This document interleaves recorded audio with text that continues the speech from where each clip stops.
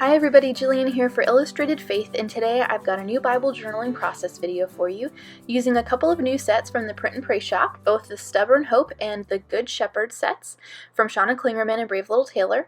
And then I've got my tray here with the Good News devotional kit and some coordinating shop items and other supplies. I've got my interleaved journaling Bible and then some Bible study notes. Recently I had the opportunity to study the book of Matthew, and it was so wonderful doing that leading up to Easter Sunday. And when I saw Taylor set the Good Shepherd, the digital devotional kit actually, I knew that it would be perfect for this one section of Matthew 14. So I'm going to go ahead and cut out the elements that I know I want to use from both Taylor and Shauna's set. I wanted to do a bit of a mashup here, but didn't quite go as planned. I wanted to use both of those Print and Pray sets along with the honeycomb stencil from the Illustrated Faith shop and then some of my favorite washi.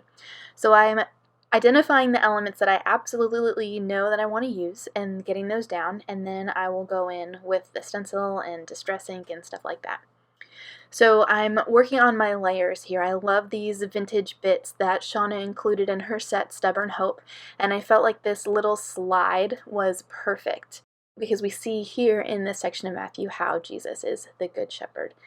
So I had an idea for this patterned paper. I thought it would be fun to trim it out and use it kind of as a scalloped border, but it wasn't large enough to fill my entire page on one side, which is what I wanted to do. So I think I might go ahead and reprint that, maybe increase the scale, the print scale, to maybe 1.5 times so that it'll fit the height of my page in my interleaved Bible.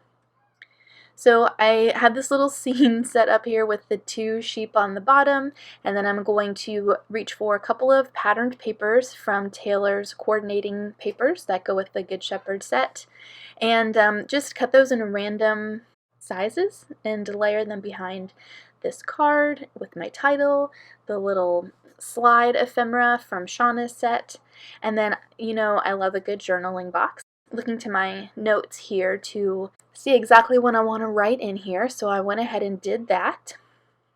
Looking at Matthew 14 verses 19 and 20, where we see Jesus attempt to go off into a desolate place, but the people follow him, and it's evening. They've been listening to him teach, and the disciples are like, go send them into the village so that they can get something to eat.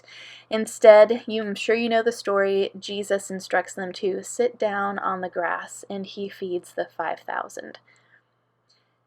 Each week, as I've been studying through the book of Matthew, we're asked to identify which aspects of God's character do we see in the text that particular week. And over again, I feel like I kept seeing his patience and his provision. His patience while he engaged with the religious leaders as they repeatedly tried to trap him in his words, and his provision when he met people's needs, even those needs that they didn't know they had their greatest need ultimately. Admittedly, I know next to nothing about shepherding, but these seem like 2 helpful qualities to possess, patience and that of a provider. So I assembled my cluster so I had an idea of where I'd wanted to put the honeycomb stencil kind of layered underneath that, peeking out from around the edges.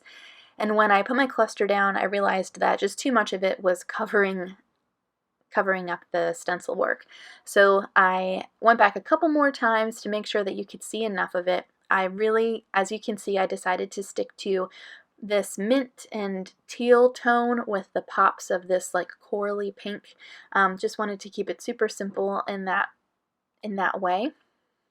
And then I have my handwritten journaling boxes here, and I'm coming to the realization that they're not going to fit.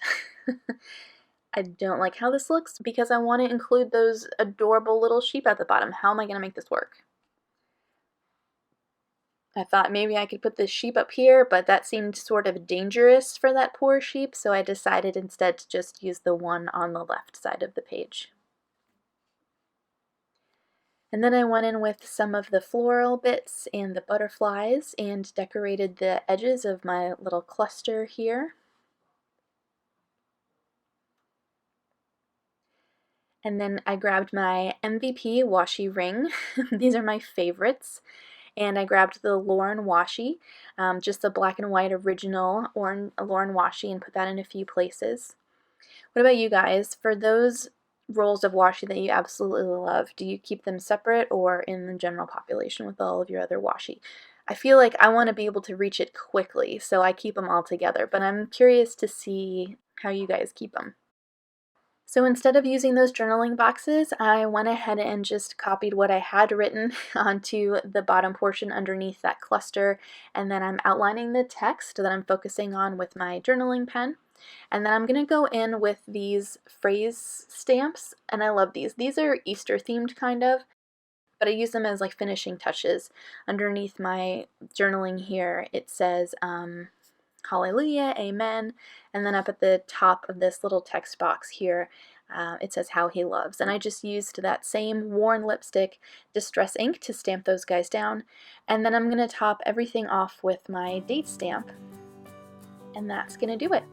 So I've got a few close-ups of my finished page here.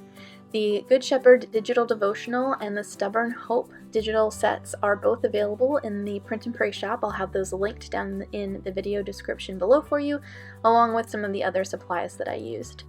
I hope that no matter what you may be facing, that you would take heart knowing that you are in the excellent care of our Good Shepherd. Hope you guys have a great rest of your day, and I'll see you soon.